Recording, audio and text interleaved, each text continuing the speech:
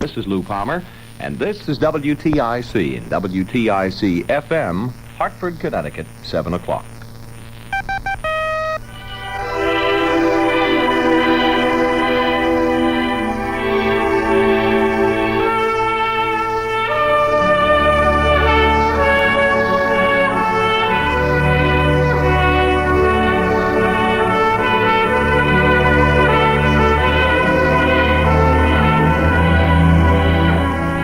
With that familiar theme, Around the World, WTIC brings you What in the World with John Dando, who, with his friends, is going to discuss the United States of America in the year 1925.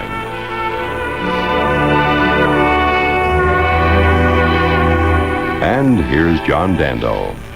Good evening. More years ago than any of us here want to remember, WTIC first presented What in the World as a program on television. Tonight, it's a real pleasure to celebrate the 50th anniversary of WTIC. And I have as my guests people who should be here. James N. Egan, Marcia Alcorn, Gloria Schaefer, and A. Lane Tryon, Jr. You may remember the program, What in the World. It had to do with questions about places and things. And tonight, I'm going to ask questions of my friends who are with me this evening, starting with Mr. Egan. And then if he misses the question, I'll give Mrs. Alcorn a chance. And if she misses, then it'll go into my jackpot. At the end of the program, the winnings will be donated to a Connecticut service organization, which I will name later. Now, our first question tonight is for Jim Egan. How are you, Jim? Very well, John. Thank you. Very well. Isn't this wonderful to be together again? It certainly yes, is. It is indeed. Can you tell us who were known in 1925 by the following sobriquet? The It Girl, the girl with the bee-stung lips, the Vamp, and America's Sweetheart. You're to get 3 of those. Well, I was alive and flourishing in those days. Clara Bow was the It Girl. You're right. Mae Murray. She was named that by Eleanor Glynn, Right. an authoress who said that a doorman at the Ambassador Hotel, Antonio Marino, who was an actor, and Rex, the wild stallion, also had it. Rex. Mae Murray, I believe, was the girl with the bee-sting lips. Yes. Theda Bara was the Vamp. She was, you know her real name? Well, I think it's Arab spelled backwards, B-A-R-A or something like that. I don't want to get into the petroleum dispute, but I'm quite sure that they said this was a manufactured name. Well, it was not manufactured that way. Her real name, as I have it, is Theodosia Goodman. I thought her name was Stanley Ketchel, the great middleweight boxer of the United States, who was shot to death in Nevada. Jim, you were right in part. Anybody who has oil is a good man. Right. And what about America's Sweetheart? Oh, that's Mary Pickford. And what was her first name? Anybody know? Gladys Smith. She was Gladys. Gladys Smith? Yeah. The Gladys Smith? Yeah. She was the one that became Mary Pickford Lane. I don't know. Marcia, the first version of Charlie's Aunt was filmed in 1925, the year we're celebrating tonight. Who played the leading part in the 1925 version? This is a movie Yeah. you're talking about. Well, Jack Benny did one, but it was much later than that. When he was only 38. Yes. Bless him. In 1925, it was Charlie Chaplin's brother. That's but right. I can't. I'm not sure I can remember his first name. You are Was it- dating yourself, Was my it dear. Sidney? It was Sidney Chaplin, that's right. I know, your mother watched it and told you about it. You know, I know a Sidney Siegel. My grandmother watched it and told me about it. Let me give you some more information on that. It's quite interesting. He was, as you said, the brother of Charlie Chaplin, and he played the leading part in the 1925 version. The movie was later remade in 1930, and as you again said, with Jack Benny. That was 1941. And then Ray Bolger did the musical, Where's Charlie? And here's something interesting. According to legend, it was Sidney of the 2 Chaplin brothers who had the business acumen which made it possible for Charlie Chaplin to become financially wealthy and, go off independently in his production activities. That's a good sort of brother to have. You bet it is. A very handy kind of brother. Yeah. Gloria.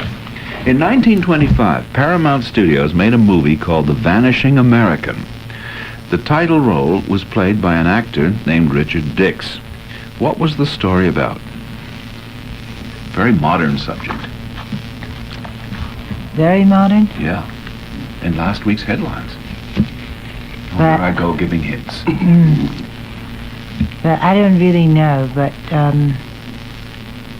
let me see, last week's headlines and Vanishing American. Don't tell It's been me. about the American Indian. At last, one of my hints worked. Uh, For years and years on television, none of my hints worked. Radio is the medium. That's the answer. Radio is the medium. Truly? You're right. Mhm. The American The Indian. Vanishing American detailed the plight of the American Indians, all the injustices, privations, and sufferings they'd endured at the hands of the white men. And, of course, Richard Dix. It amused me the way our producer, who is a very young person, had written this. The title role was played by an actor called Richard Dix. If she had been my age, she'd have known that she wouldn't have had to word it that way. Take it for granted that Richard Dix was an actor. He was in Cecil B. DeMille's version of The Ten Commandments, which was filmed in 1923. Lane. In 1925, Lane, there was a film which was an action romance of the Russian steppes. Louise Dressler played the part of Catherine the Great of Russia. Not Marie, Louise. Louise, yeah, Dresser. Also appearing in the picture was a great romantic leading man of the time. Tell us either the name, it wasn't Jim Egan. Tell us either the name of the picture or the name of the leading man. I'll tell you that he died the following year. Well, It still wasn't it's Jim gotta Egan. be Rudolfo Valentino. You're right. Do you know the name of the film? No, I don't. You're It was sure for it's the- not Marie Dressler? It was for the birds. It was for the birds? Picture. It was for the birds? The birds would have liked it. The birds would have liked it. It had to be chicken feed. I'm sure Valentino never got chicken feed for any film he was in. It was The Eagle. He'd become a star playing the part of Giulio in The Four Horsemen of the Apocalypse, as I'm sure you know, in 1921. I'm sure your grandmother told you about that, Marshall. And he went on to become the greatest box office success of the 1920s. He also appeared in Camille. What else? Blood and Sand. Blood and Sand. Monsieur yes. Beaucaire. And of course, The Sheik. The Sheik. Yeah, it's perhaps as The Sheik that he's best remembered, I guess. Well, you know, John, they want me to go out to Hollywood very soon and do the Valentino movies over again, but I guess they can't find a big enough camel. You want a I thought it was the leading lady. You need a dromedary or back-feeding camel? I don't know. Well, I think it'd be very nice, Jim. I remember the time you almost got a part in the film. What was that film that you were? It was the life of Johnson, the great Arthur Johnson. That's boxer. right, yeah. Mm-hmm. Great White Hope. Great White The Hope. Great yeah. White Hope. That's right, when Jim was trying out and that.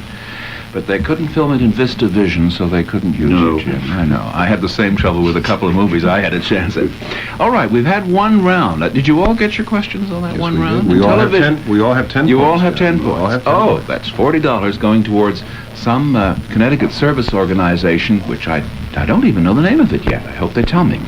Jim, until 1925, professional football was considered a somewhat disreputable occupation. The games were not very well attended before 1925. What or who caused this to change in 1925? That was Red Grange. It was Right. called, I believe, the Galloping Ghost, and I should remember his number because I believe it is made immemorial, or whatever we say. He's a fantastic football player, but he actually couldn't match Bronco Nagurski on Nagurski's worst day. Nagurski could go through a line and carry 11 men on his back. Most fantastic football player that ever lived, but he didn't have the style of Grange. But Grange really brought tremendous crowds into professional football stadiums. 70,000 or more, I hear. Yeah. Mm-hmm. Yeah, that's what I gather, yeah. And the National Football League began to get coverage in the newspaper sport pages, too, as a result of Red Grange's activities. He sustained a leg injury in 1927 and later returned to the game as a line player. He retired from professional football in 1935. And then he broadcast, I think, as a commentator, didn't he? Well, that I really don't recall. Yeah, he made some movies. He made some serials for the movies, which I saw in 1925. I do have some information on his career. His career totals are impressive. High school through professional, 2366 points scored, 33,829 yards gained, and someone once figured that his pay as a professional player was about $1,000 a minute, which I guess it means that it had arrived by 1925 Yes. as a sport. Yeah, Galloping Ghost. He now lives in retirement in California. Wasn't he one of the Four Horsemen? of the apocalypse? No, I think he was. No, they were. Did he- They were. Four Horsemen. Was he from Notre Dame, though? Yeah. Yes, Oh, he wait. did. Yes, sure he did. Didn't he Huh? play at Notre Dame? No, I'm sure. In he- college? Our producer is shaking her head as much as to say, No. no. Is that right? Now she's shaking her head the other way. So he may be, I don't know. But I don't think he was in the Rudolph Valentino movie anyway. Marcia, Cigar. could one send a letter by airmail from New York to California in 1825? In 1825? Oh, that dates me. You see, my grandmother was... The answer is no. If it's What about 1925? 1925. Oh. It seems to me that the first transcontinental flights were earlier in the decade than 25, so I will wildly guess you could send a letter by 1925. You're right. Transcontinental airmail service was inaugurated in 1921. In the early days, the airmail flights were made with no radios in the planes, very few navigational instruments, and very little information about the weather. And an open cockpit. That too, probably, yeah. The flights were made in relays, like the old stagecoach things. 31 of the first 40 pilots to fly mail from New York to Chicago were killed in crashes. Isn't that incredible? Isn't that incredible, right? Mostly due to sleet and ice forming on the wings. Yeah.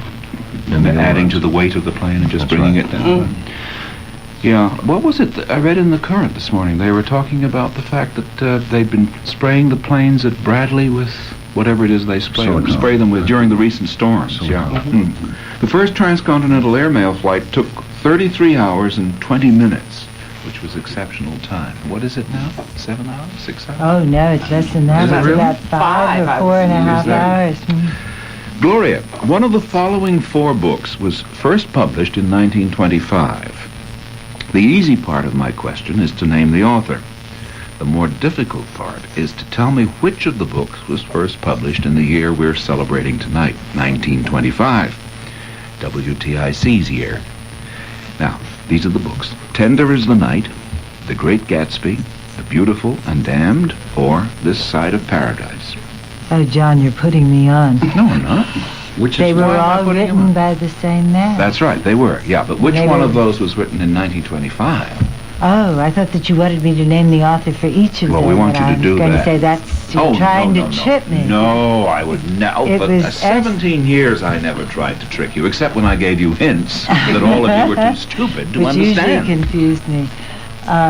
It was F. Scott Fitzgerald. That's right. And who, by the way, is one of my favorite American authors. Is that right? Which one was of those was Um, done in 25 in TIC's year? I think, I'm not sure, it was either The Beautiful and the Damned or The Great Gatsby. And I think it was Gatsby. You're right. It was Great Yes. Gatsby. Yeah. And that was Yeah. Tom and Daisy Buchanan. That's right. And that which wonderful, was not immortalized in a recent movie. not immortalized. Well, maybe But, but calumniated. Yeah, That's what but some critics said. romanticized it anything. That's right. Remember that wonderful part where they had the picture of the advertisement for the optician with the glasses on and the ash heaps. One, I think, his most successful novel. His first novel was This Side of Paradise. That was 1919. The Beautiful and the Damned was 1922, so it was close to 25. And Tender in the Night, Tender is the Night, Tender in the Night. It sounds like a steak. There's a restaurant rather late. Tender is the Night was not written until 1934. I think that was one of his very last. Yeah, a very famous song, too. Tender is the Night. Tendre de nuit. My Lane. first skipper in the Navy was married to his sister, the Fitzgerald sister. Is that right, John? Admiral Ziggy Sprague, Yeah. great friend of Charlie Cunningham's from his program. Yeah. Lane, in 1925, an American won the Jacques Schneider Maritime Cup. Tell us who this was who won the cup, or what the Schneider Cup was given for. I'll tell you, it was a race. Well, the Schneider Cup was a race, I believe, between the American government, the British government, the Italian government. They were flying seaplanes, That's right. and the Italians had a 4-bladed counter-rotating prop, 2 4-bladed props, and the British had a Supermarine. And hence, that's where your original Supermarine Spitfire came from. I think the British... This goes back to my childhood days. I used to make model airplanes. Now, this is all I'm recalling this from. Is that right? Yeah, I think the British won, the Supermarine Spitfire won. Or it could have been the Italians. But anyway, it was mainly between the Italians and the British. Float planes, and they ran some fantastic speed records. Yeah. The wingspan was like about 15 feet on the whole damn plane. And it was an inline liquid-cooled engine with two four-bladed counter-rotating propellers, if you can envision that. And as I say, the successor to that was the famous British Spitfire. Well, Did I answer the question? I am absolutely I don't know if you astonished. answered the question of it. Doesn't seem to matter. But that's what the Schneider Cup was all about. Let me I read didn't you. understand You're a right. word of it. The Jacques Schneider Maritime Cup I have here was awarded to the winner of an airplane race over water. Right. And in 1925 it was won by James Doolittle with an aerial speed of 232. And he was flying a Curtiss. He was flying a Curtiss plane. I don't know. You better Little be careful. That United sounds States. like a commercial. No, no.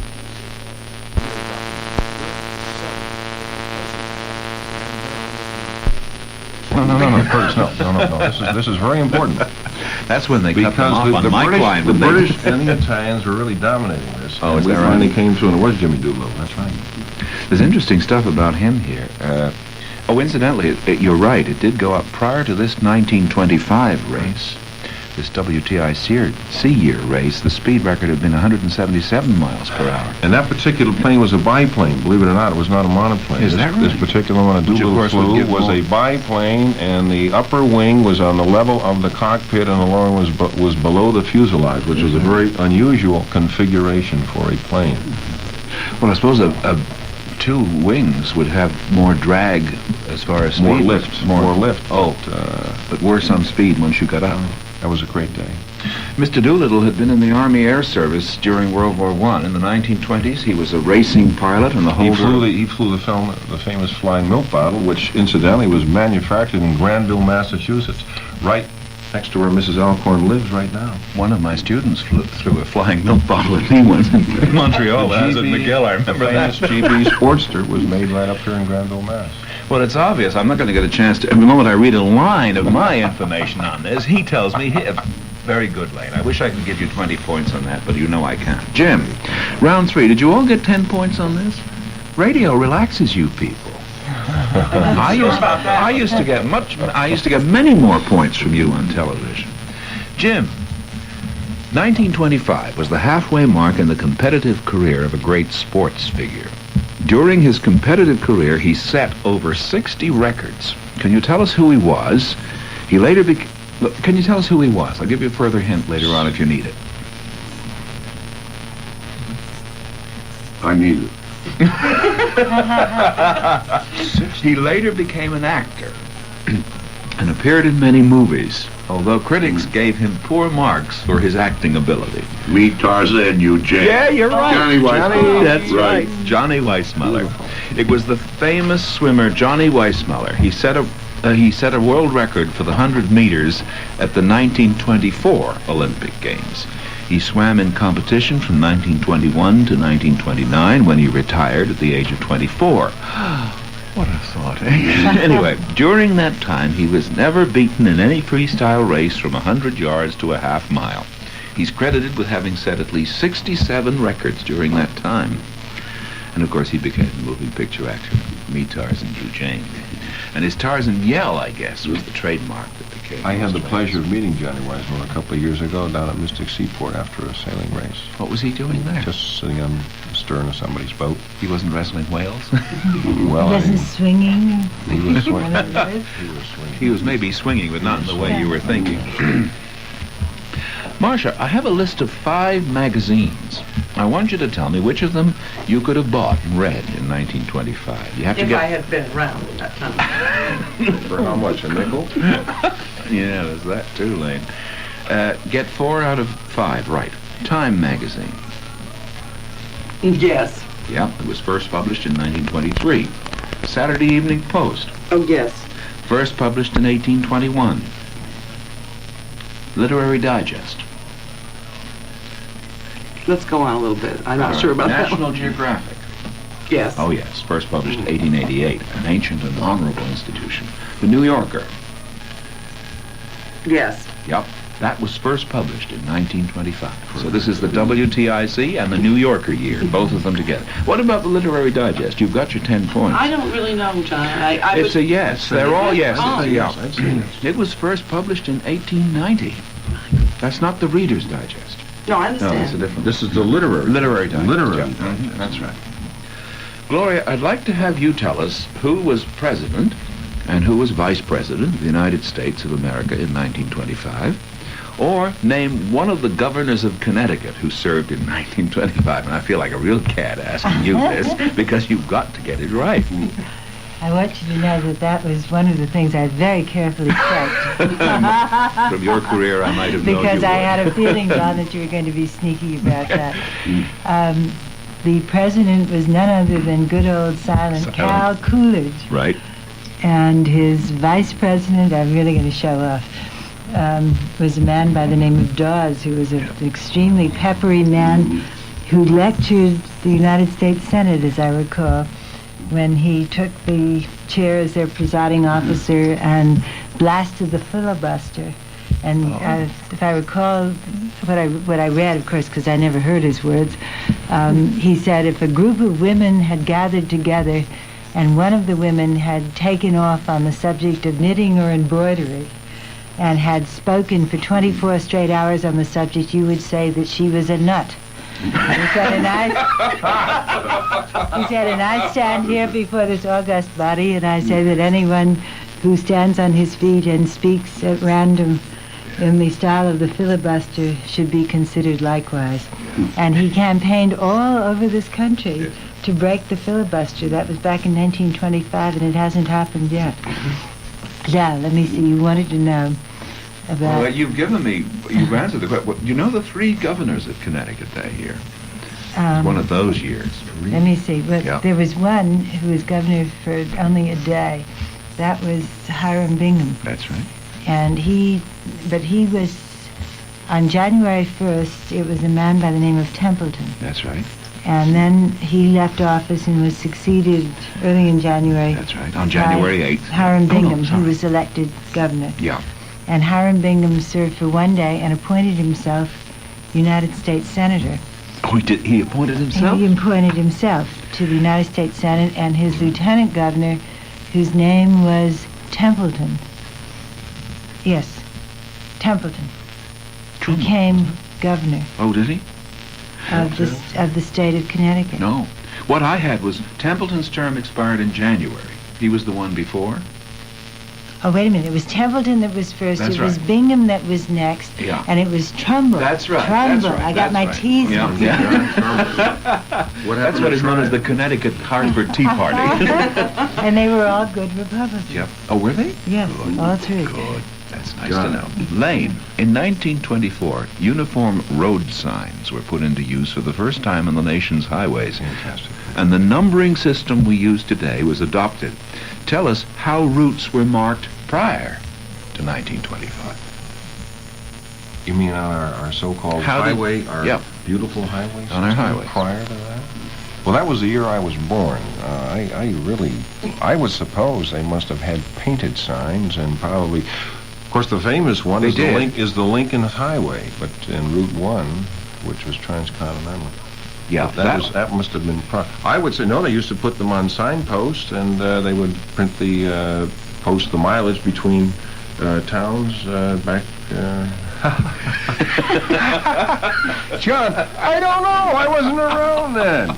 Wasn't Route 1 the Boston Post? Boston Post Road, and it went from Boston right down to New York and right down along our shoreline. But how did they designate the highway? Jim, do you have any idea? I couldn't drive any better than I can. But I can say one thing about 1925, and this is a little aside here. 1925 was the year that the Connecticut State Bar Association was formed. I wanted to get that in. June 5th, 1925, the Connecticut State Bar Association. Very good. But I can't answer the question on these road signs. And neither can Jim. I've got 10 points for somebody else. Come on, Marcia. Anyway, no, just only goes to 1. You I'm not remember the prepared. rules.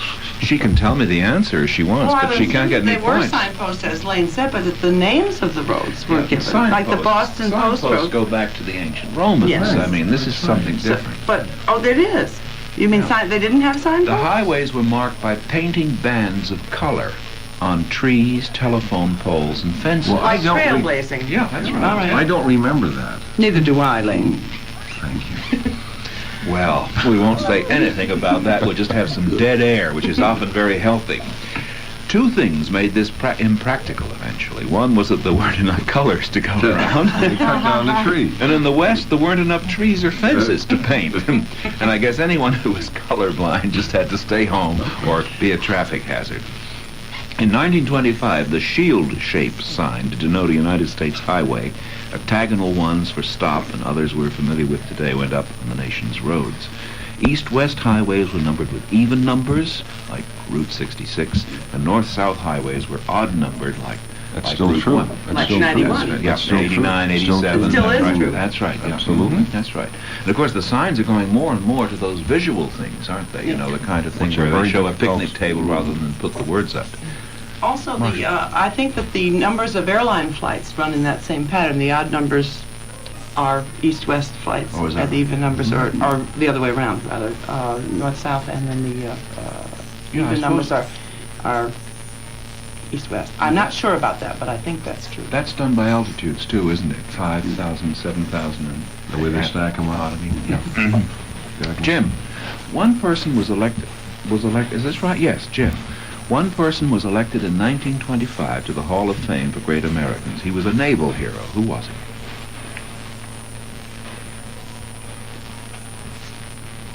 It was not I. I wasn't a naval hero at that time. I'll pass to Marsh. You weren't? I was not at that time. Far later. That doesn't necessarily mean that he was a No, hero in no, 1925. no. It was some That's right. earlier person. I haven't the faintest notion. Was it Farragut? Get another 10 points. Was it John Farragut? Paul Jones. Oh. Marshall, Oh, my this is God. your question. What a question. Of Broadway's John. 10, yes? Of Broadway's 10 longest running plays and musicals, only one was playing in 1925. Can you name it? Yes, I can. It has to be A.B.'s Irish Road. That's right. It opened in 1922 and it played 2,327 performances and closed in 1927. And the other 9, any takers on the other 9? Oklahoma was one. Oklahoma. My was Fair one. Lady. My Fair Lady. Sound of Music. Hello, Dolly. Sound of Music, isn't it? South No, Pacific. No, South Pacific, yeah. Born Yesterday, Tobacco Road, Life with Father, and so on and so forth. Gloria, although the song you're going to hear right now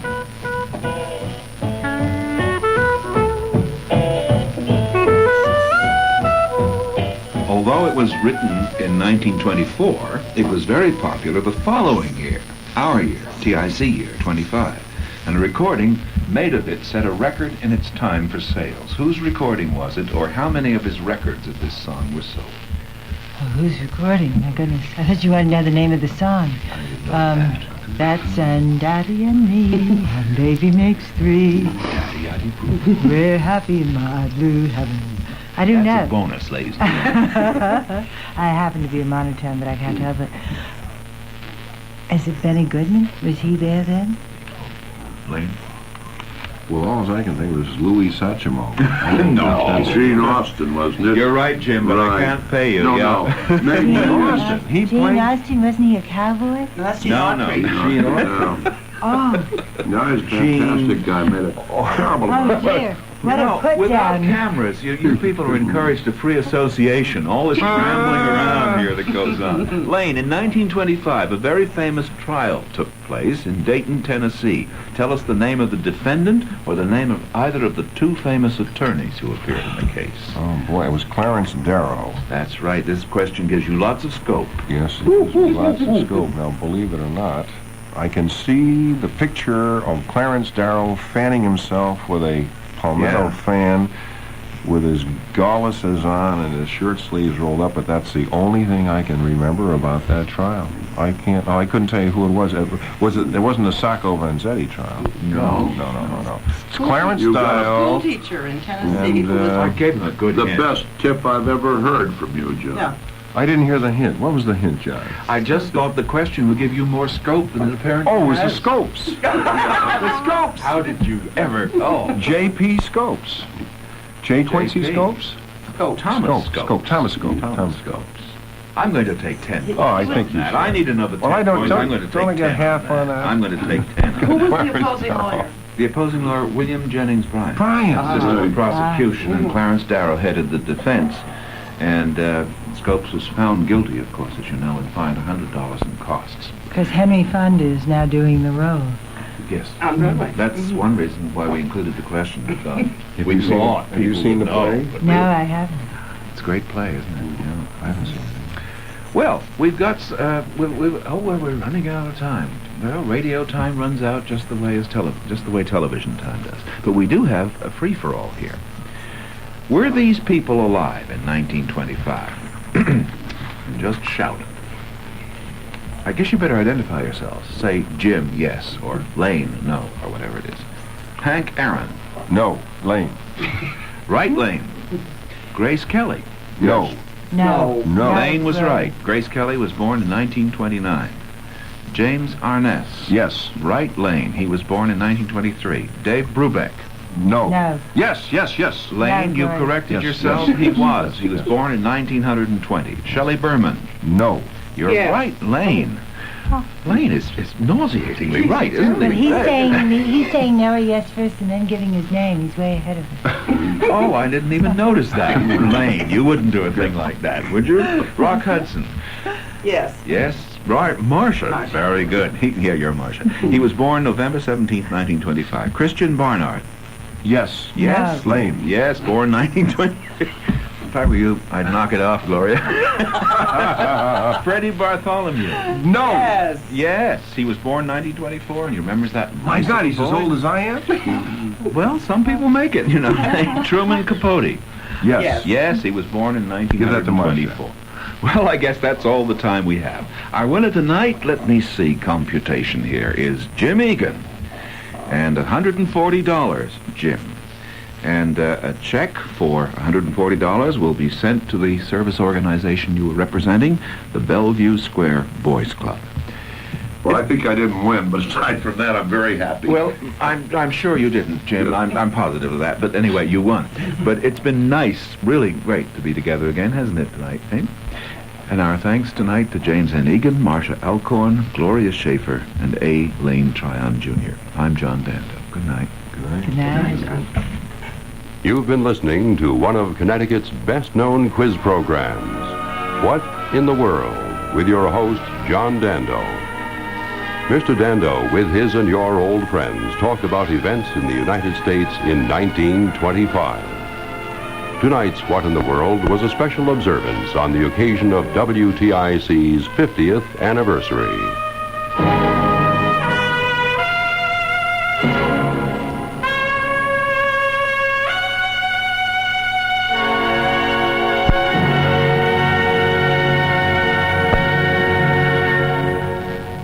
"50 years of service to Southern New England is really something special to celebrate." This is Peter Hackus, NBC News, with my special word of greeting to WTIC Radio during February 1975. Now the forecast from the Travelers Weather Service. Over Connecticut and western Massachusetts, a slow increase in cloudiness and cold tonight. Not as cold as last night, though. Lows 5 to 15. Tomorrow cloudy. There's a chance for a period of light snow or some flurries. Highs 25 to 32. For Tuesday night, a steadier snow likely developing. It could mix with rain along the shore tomorrow night. At present in Hartford, 22. This is